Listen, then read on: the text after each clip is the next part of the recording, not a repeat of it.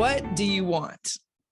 I'll tell you what, that question sounds simple enough, but it's one that we don't ruminate on long enough. My name is Paul McCosco, and this is Bill Cox, and we're both coaches with BillCoxCoaching.com. We're excited to join you today for our Level Up Your Legacy podcast, where we are discussing Ryan Holiday's book, Ego is the Enemy. Now, if you join us for one of our past podcasts, and you know that we've been in this book for a number of weeks, and there are 3 sections to Ryan Holiday's book, Ego is the Enemy: aspire, success, failure.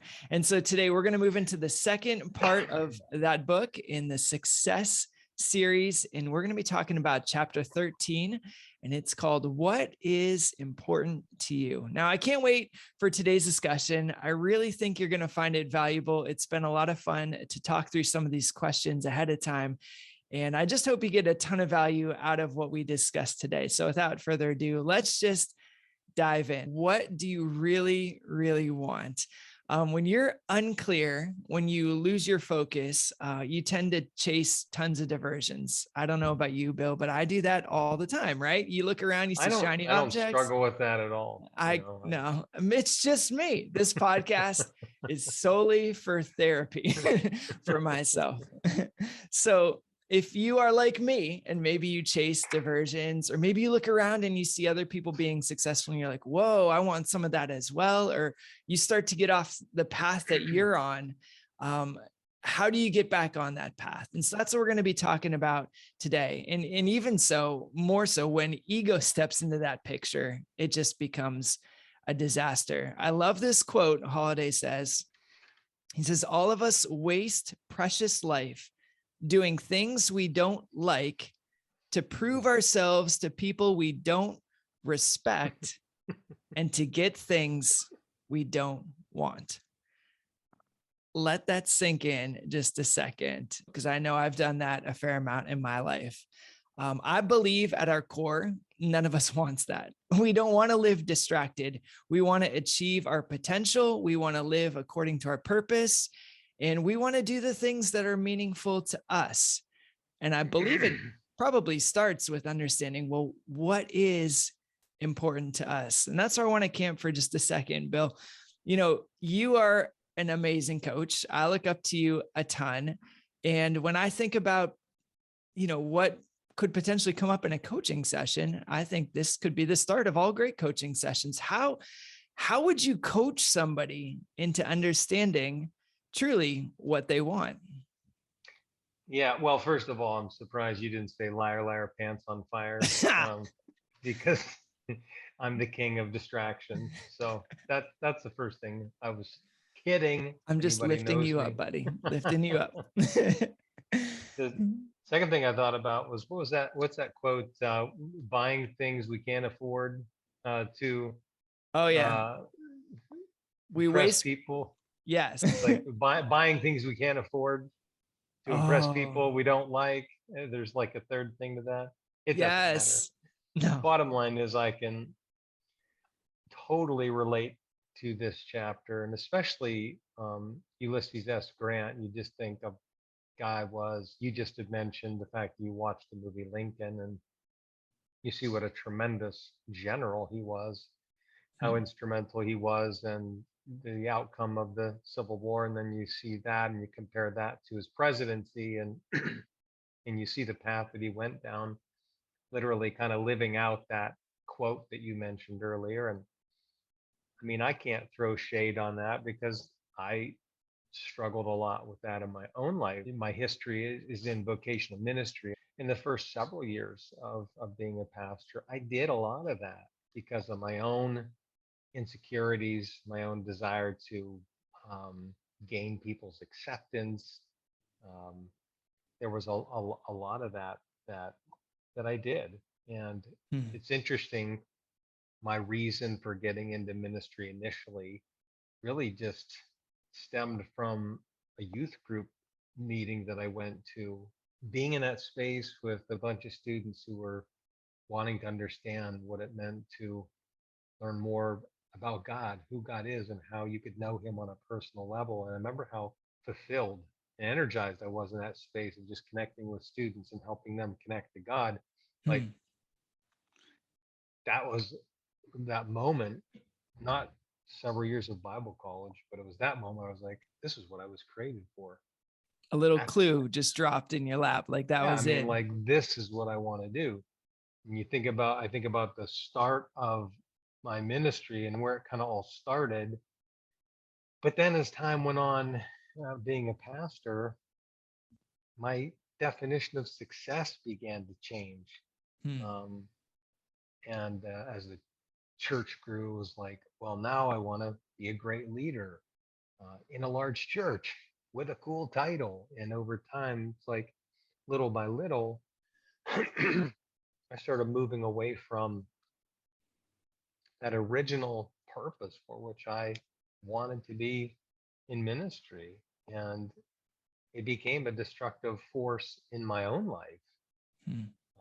I remember I used to go to church leadership conferences so I could figure out how I could get better, how I could grow, how I could become more effective. And those things aren't bad in and of themselves.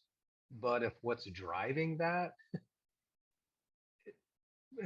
driving that is unhealthy, you know, validating something inside of myself that um, isn't resolved within me, then it becomes a destructive force. And I remember how pressured I would feel at these conferences and how overwhelmed I would feel coming back from these conferences, almost depressed, because I would look Hmm. at where other pastors were, where other churches were, and they'd be like so far down the road from me. And I would just be overwhelmed by that and pressured by that, all because my compass was faulty.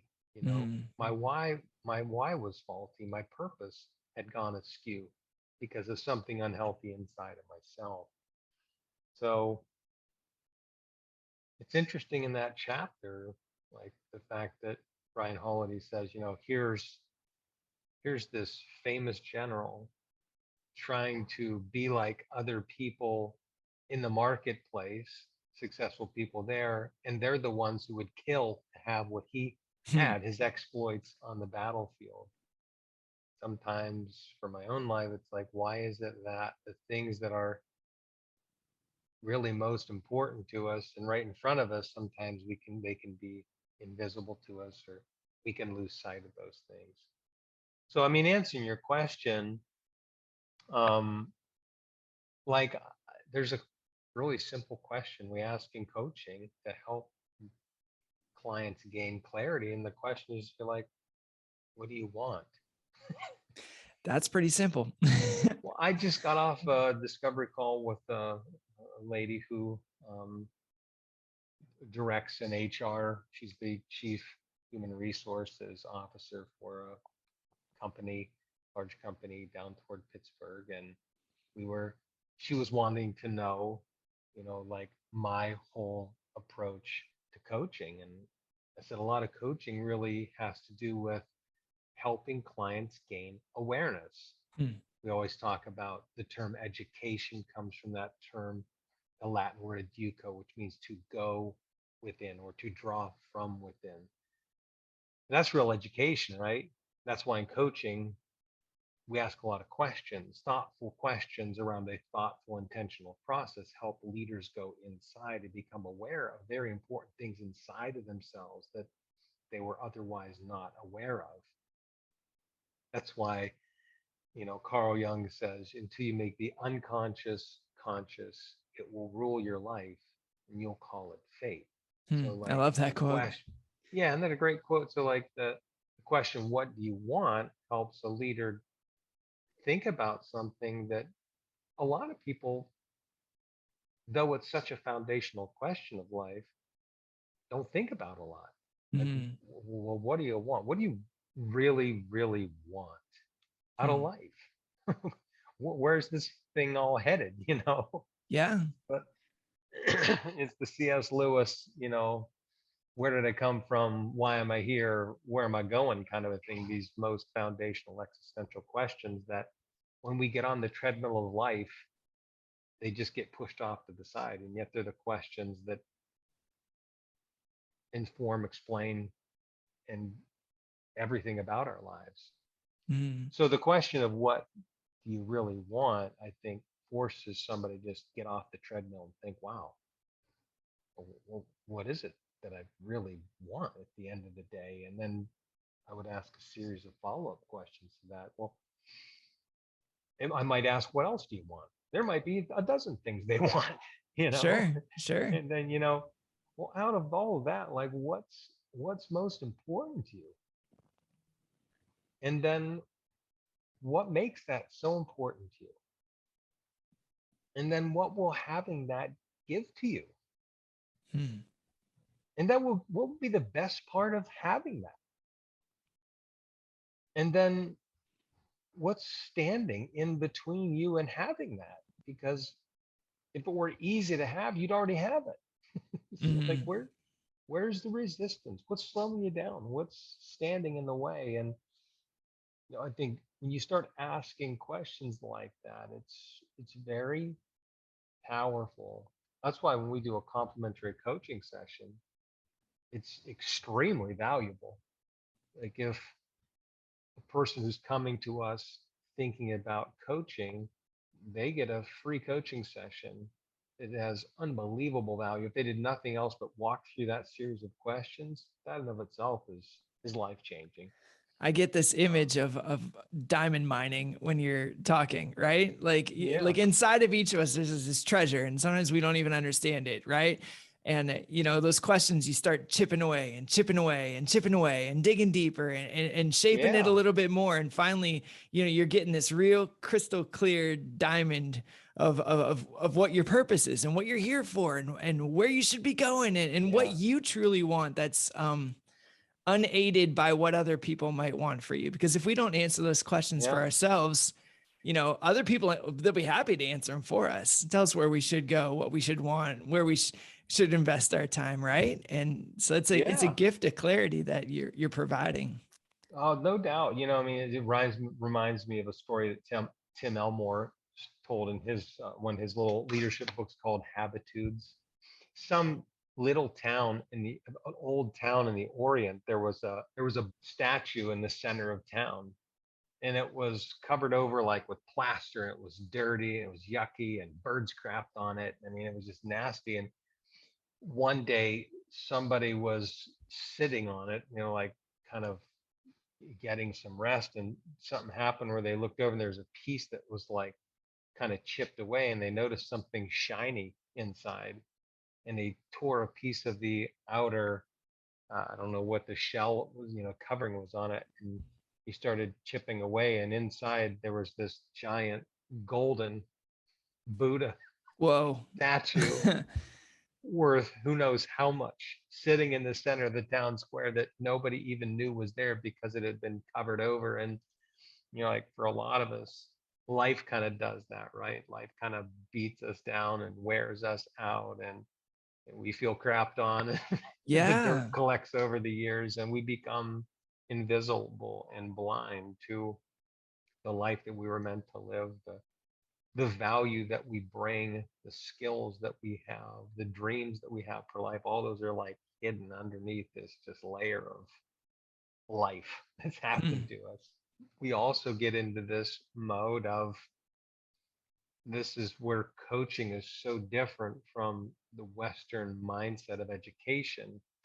We teach this idea in the West that the answers are somehow always outside of ourselves. I'm going to be successful. Well, I have to go to school. I have to learn this software. I have to gain this skill. And we're constantly taught to find the answers outside of ourselves. Not that there aren't many things and skills and things we need to learn that aren't of value that we can bring in, but there's something in that that teaches this mindset that somehow the answers are always outside of me somewhere else, which I think is really detrimental.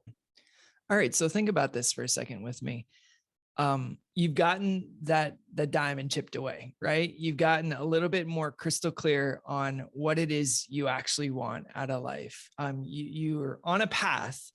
Now the trick is to stay on the path. And I love that Ryan Holiday talked about Seneca, and Seneca said that we need to think about this concept of euthymia a lot. And what euthymia was a sense of what your own path was and how to stay on it without being distracted.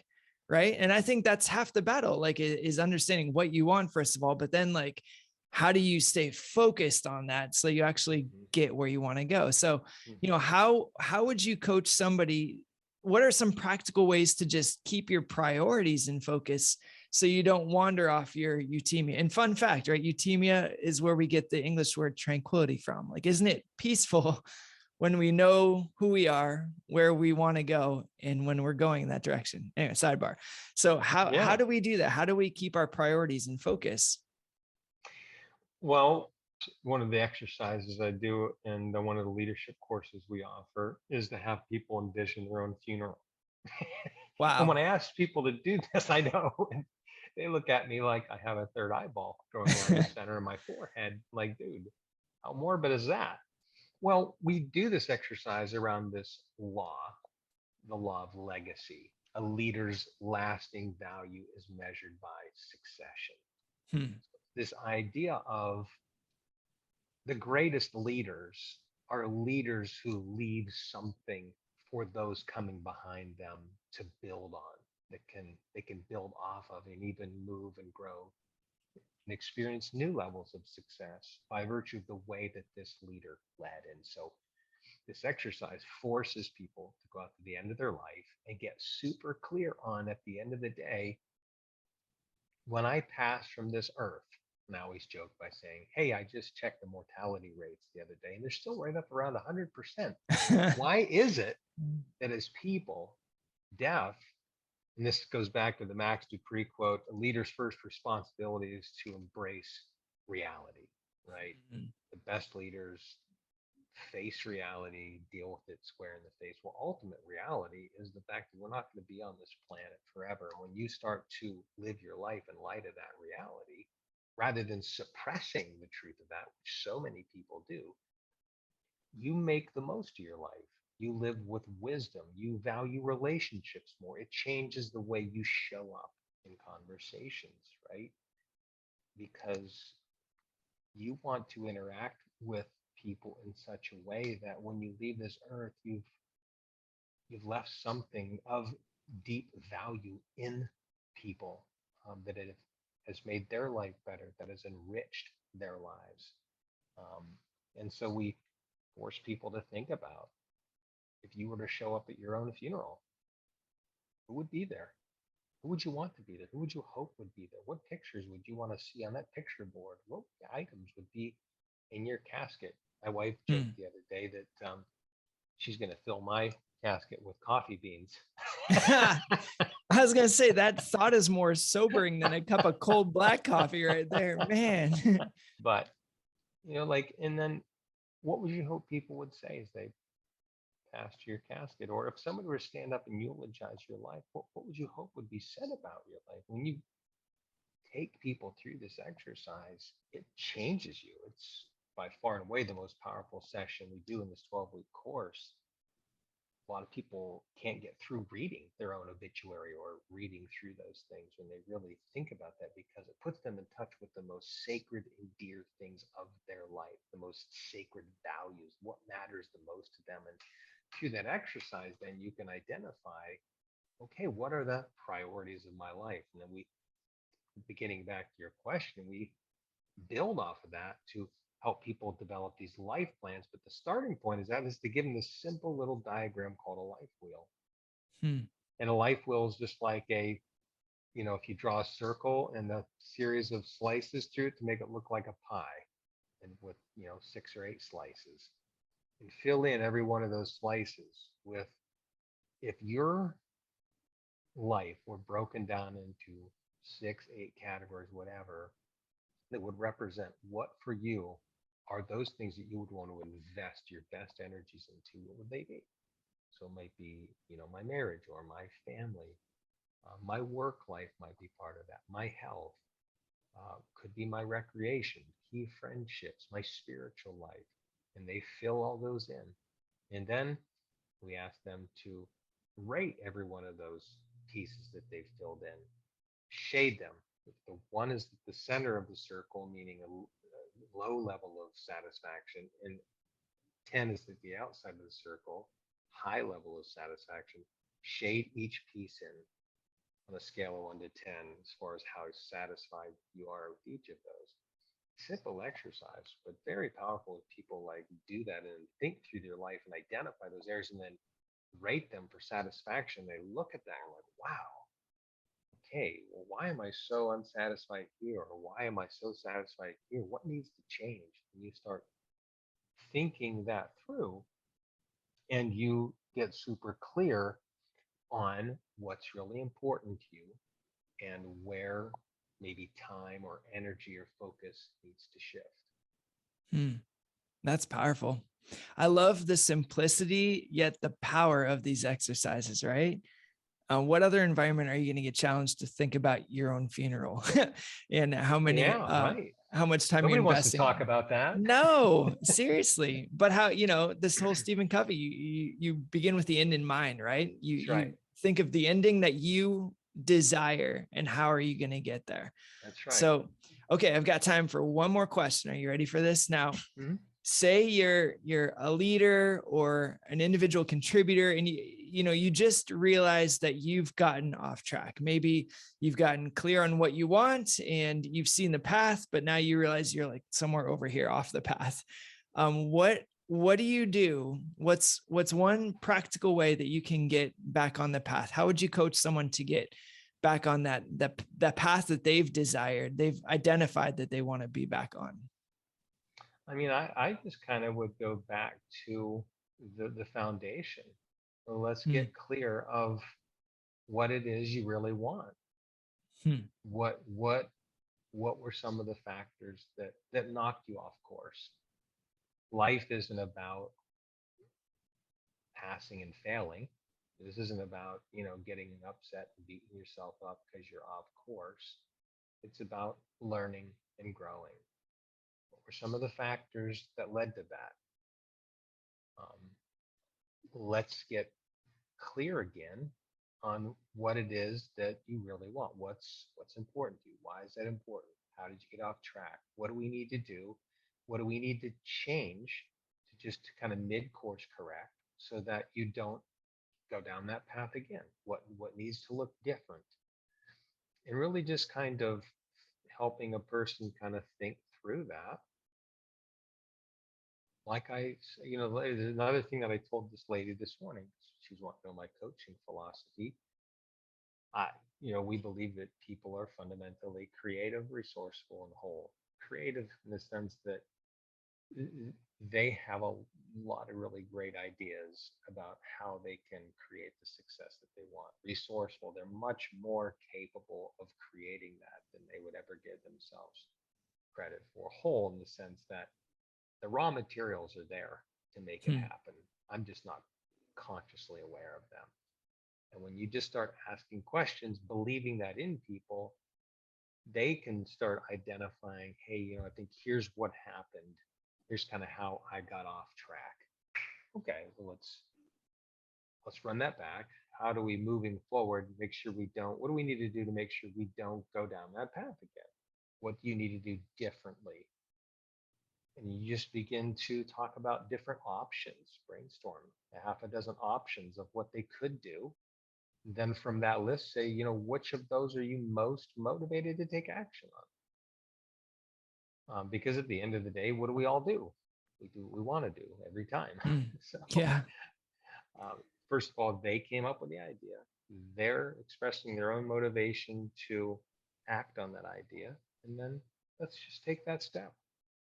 Let's take that step. And then why don't you check back in? When would you like to check back in with me to let me know that you've done that? So now we've got a good accountability loop. Hmm. It's not the accountability like my first grade teacher, Mrs. Kassler, who was waiting to slap me on the back of my hand with a ruler when I That's screwed up. accountable. It's an accountability based in support.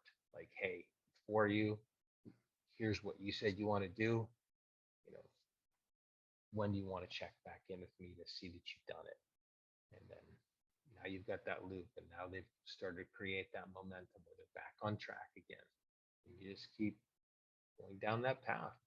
What makes sense next? Okay, you've taken that step. Awesome. How did that go? Let's talk about that. Based on that, now what makes the most sense moving forward of where you need to go to, again, to stay on track and move one step closer to that goal.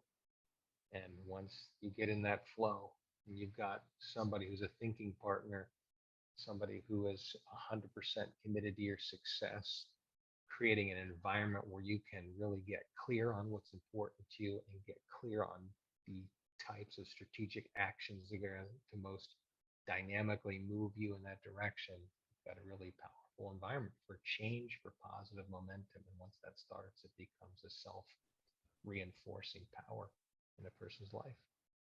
Wow. You know, I love how intentional that process is, right? I'm going to coin a term. You're going to hear it first. It's called entropy of purpose.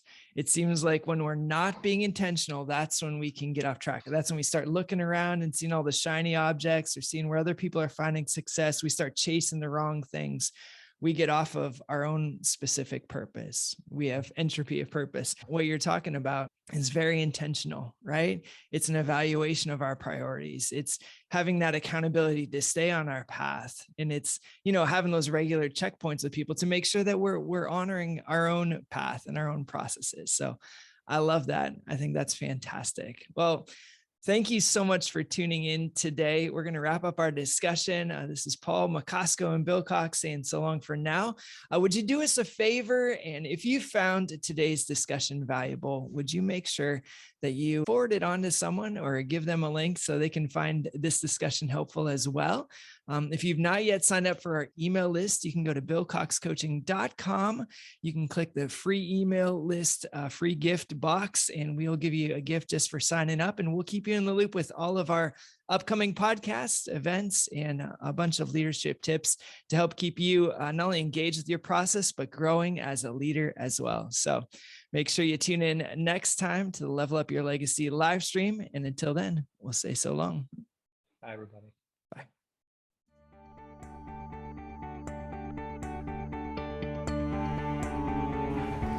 Hey, thanks again for watching today's video. And before you go to the bottom of the screen, like us on Facebook, subscribe to our YouTube channel, and make sure you go to billcoxcoaching.com. Sign up for our regular newsletter to help you move from success to significance and lead your life in such a way that you live a legacy.